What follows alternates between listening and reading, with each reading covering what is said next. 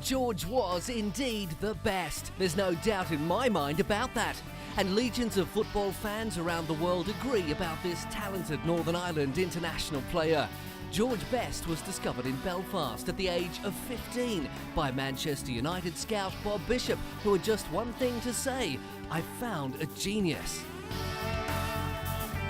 Best played for United between 1963 and 1974 and possessed a unique combination of searing pace, incredible balance, ability with both feet, goal-scoring prowess, and a cheeky image that made him extremely popular. But popularity turned out to have a dark side. It took me a long time to realise, who the hangers-on were and who weren't. And I did enjoy being the centre of attraction, but it became a monster. When you can't go outside your front door and people want to cause trouble and start arguments with you and fights and stuff like that, which you should walk away from. I find it hard to do that as well. Even so, Best was the first superstar footballer, and he knew it, enjoying celebrity status to the full. His life soon became a blur of beautiful women, fast cars and parties, a lifestyle that in these early days was already beginning to take its toll. Best's drinking sessions were legendary. He recalled not long before his death how he could never measure his consumption in quantity. It was always the length of time he drank instead. And although Best went for long breaks without alcohol, he always ended up drinking as competitively as he played or trained. I wanted to be the best trainer, I wanted to be the best player, and I wanted to be the best drinker, which isn't very smart when you're a professional athlete. Absolutely. But Best still managed to make 466 appearances for Manchester United in all competitions, scoring 178 goals. However, his lifestyle eventually caught up with him.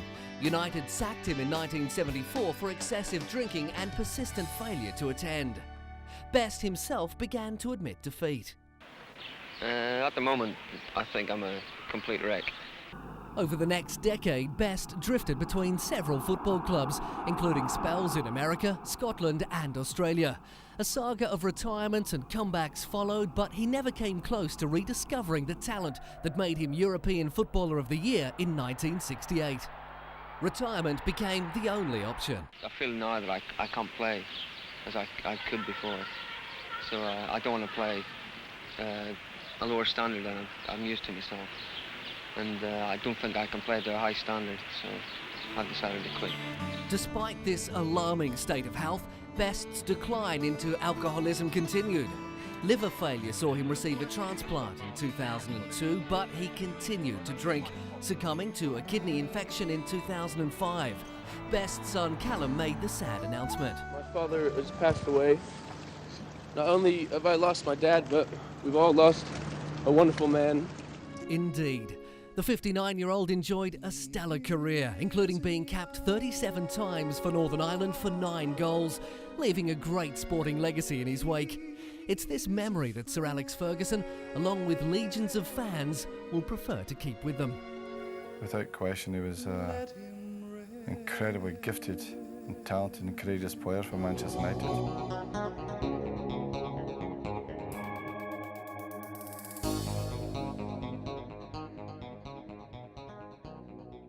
He's the most marketable man in the history of his sport. Football star David Beckham is idolised by men for his athletic prowess and by women for his devastating good looks. He's not the first athlete to enhance his star status by playing the glamour card, but he's quite possibly the best. Soccer, I know it's the biggest sport in the world, and all I hear is David Beckham. David Beckham. I don't know a lot about soccer, but I know David Beckham. I'm just a big fan of David, as a player first and foremost, and then as a person. And he's the England captain, and for me that makes him the real royalty. A powerful marketing tool, David has lent his image to many brands, including a 3-year contract with the Gillette Razor Corporation to feature in the company's advertising and promotional campaigns. The England football captain is rarely out of the newspapers for his private life as much as his football achievements. The superstar has also teamed up with Scooby-Doo and his pals in an animated TV commercial that was part of Adidas's Impossible is Nothing campaign. David Beckham! I was only trying to teach an old dog new tricks. David joined a constellation of football stars in a commercial campaign for Adidas, including Raul Gonzalez and Michael Ballack, as they teamed up to battle an impossible game in the style of the movie The Matrix.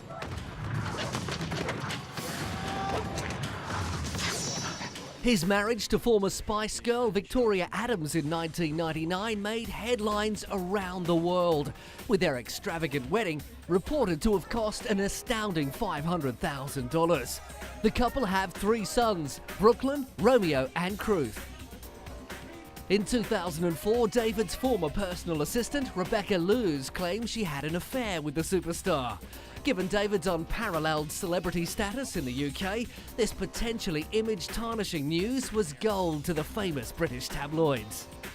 While David and Victoria denied the allegations, calling them ludicrous, another woman came forward claiming she too had enjoyed a secret relationship with the soccer star. David began his career for Manchester United Football Club as a schoolboy in 1989 and was soon selected to play for England. He was one of Man United's biggest draws before switching to Real Madrid. After his relationship with the club deteriorated, he joined Real Madrid in 2003 and believes Madrid is where he will stay for the rest of his career. My position is I signed a 4-year deal with Real Madrid, and I believe when I left Manchester United that Real Madrid would be the club that I finished my career with.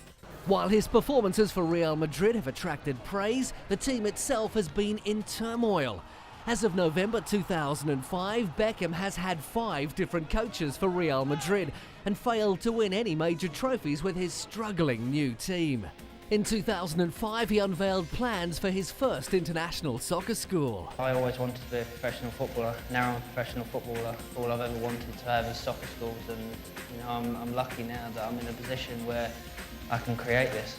The David Beckham Academy welcomes boys and girls aged 8 to 15. See the happiness that soccer schools bring to kids.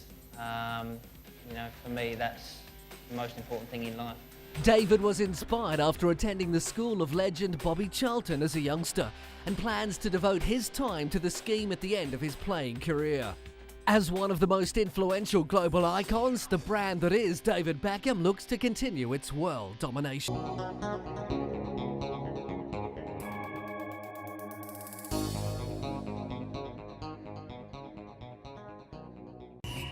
Known as the Kaiser or Emperor Franz because of his elegant style, Franz Beckenbauer is one of the great sporting icons of the 20th century. Franz is the only man to have lifted the World Cup trophy both as a player in 1974 and as a manager in 1990. His role of honour is unique. Captain of West Germany when they won the World Cup and the European Championship, he also led his club Bayern Munich to 3 successive European Cups. But it's not just for the medals and trophies that Beckenbauer is remembered. Rather, it's for the style and the genius, as every movement he made on the pitch bristled with elegance and arrogance, earning him the nicknames Emperor Franz and the Kaiser. Generally regarded as the inventor of the modern attacking sweeper, Franz achieved legendary status in the game, operating as an attacking defence player. Graceful and confident on the ball, tactically superb and a great leader, the Kaiser was a superstar in every sense of the word. His domination on the football pitch started as he began experimenting with the sweeper role, refining the tactic into a new form and becoming the greatest exponent of the game. Franz was a thinker about the game and brought about a revolution.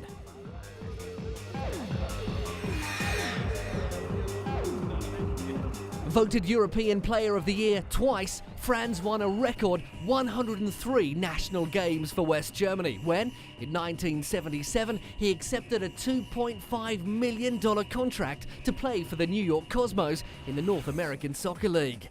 He stayed with the Cosmos for 4 years, in which they won the Soccer Bowl 3 times, before he retired in 1984.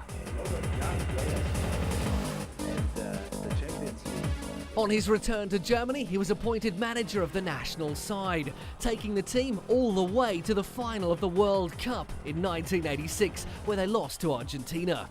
One of the greatest and most polished players in the game, in terms of innovation and success on the pitch, Franz is clearly in a class all of his own. As one of Germany's greatest ever captains, he can also be regarded as one of his country's greatest ever managers, having led the Germans to World Cup triumph in 1990, becoming the first man to captain and coach his team to the highest footballing accolade of all, securing his place in German football history for all eternity. In 1994, he took on the role of club president of his childhood club, Bayern Munich, and much of their success in the following years has been attributed to Franz's shrewd management, having successfully adapted his football intelligence. In 2004, he was voted the second best European soccer player in the past 50 years in the Golden Jubilee poll.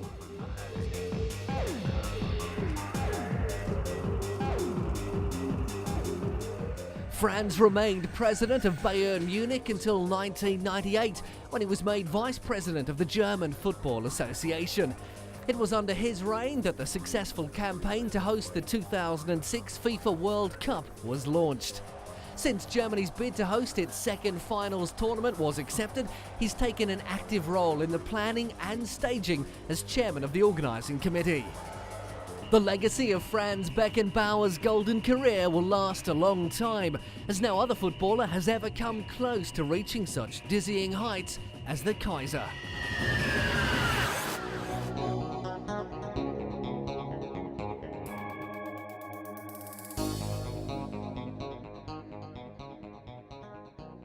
He is considered the complete midfield and attacking player. He was completely two-footed, a prolific finisher, was exceptional at dribbling and passing, and is considered a remarkably good tackler for a forward. Famed for his speed and kicking strength, he is Pelé. Baba, back to Pelé. Now what's he going to do? He's got the third! Oh, beautiful goal!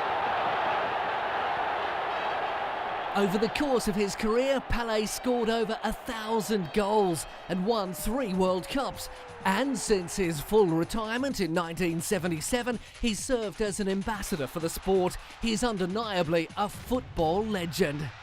8 years before his first World Cup, Pelé saw his father crying after Brazil lost the World Cup to Uruguay.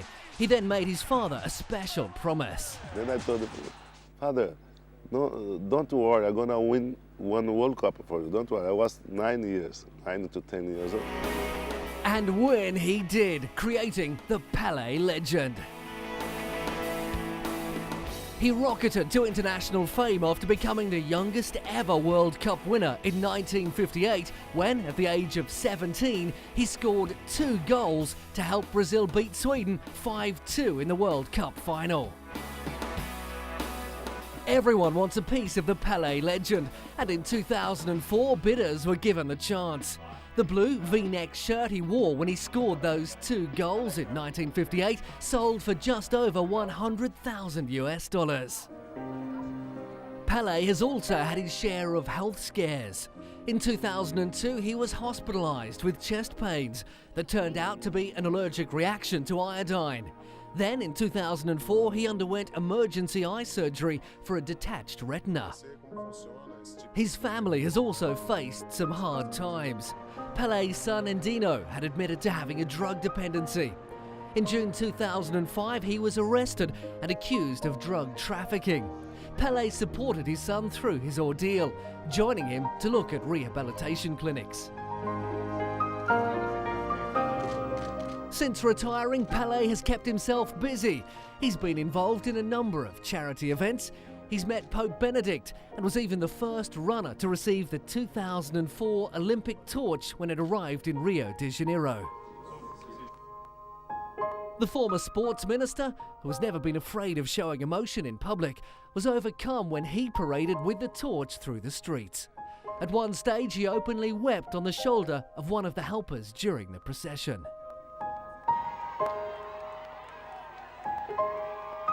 Pelé continues to receive praise, not only for his excellent sportsmanship, but also for using his popularity to help benefit good causes. In doing so, he has inspired others in positions of power to join him. Pelé's generosity can be attributed to his own upbringing. He was born Edson Arantes do Nascimento on the 23rd of October in 1940. His humble beginnings as a shoeshine boy who played with balls made from his grandmother's socks are legendary. He was discovered at the age of 11 and joined Santos at the age of 15. Before he had even turned 16, Pelé had scored in an official match. He played for Santos during most of his career and later joined the New York Cosmos. He's the only player in the world who has been a 3-time world champion. After all these years, Pelé is still cherished as the world's most famous football legend.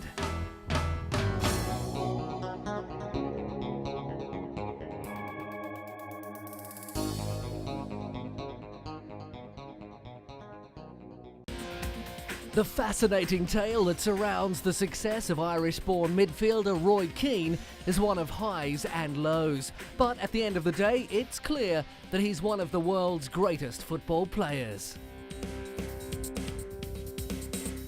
While a magnificent footballer, Roy is known to have temper problems. In 2002, it got the better of him, and he was subsequently thrown out of Ireland's World Cup squad after a row with coach Mick McCarthy over facilities at the squad's pre-tournament training camp. It divided his status among football fans. He's the best player this country has ever produced. We have every intention of doing him, yes. When he returned to Ireland with Manchester United for a friendly in 2002, he received a mixed reception. In 2005, a teenage boy took advantage of Roy's well-known temper. Roy was accused of grabbing the 16-year-old around the neck, swinging a punch and shouting in the face of the youngster. Roy was later cleared of all charges. When he was just 18, Roy was signed by Brian Clough, who began turning the young talented football player into an effective midfielder. His career first began at Cove Ramblins. He developed further at Nottingham Forest, then Roy began his long and successful stint at Manchester United.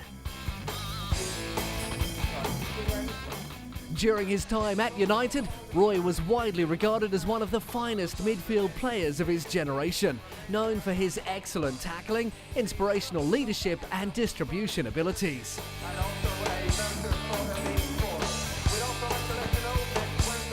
He was also captain for much of his time at Manchester United, winning the FA Premier League 7 times and the FA Cup 4 times, and played a major role in helping the team win the UEFA Champions League in 1999.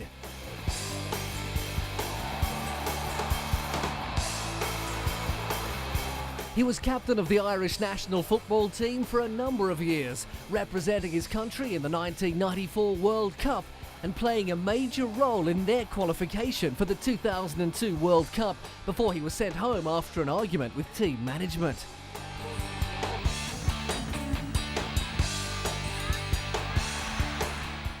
Roy unexpectedly left Manchester United in November 2005 during a long absence from the team due to injury. He played his last game for United in September 2005, which was a 0-0 draw against rivals Liverpool, in which he sustained a broken foot. In 2005, Roy signed to Scottish club Celtic until June 2007, earning $70,940 a week at the club he's always supported. I'm coming up here to win football matches and help the squad. You know, I'm very much I feel a team player. Despite other reports. And the fans? I'm sure they'll love me.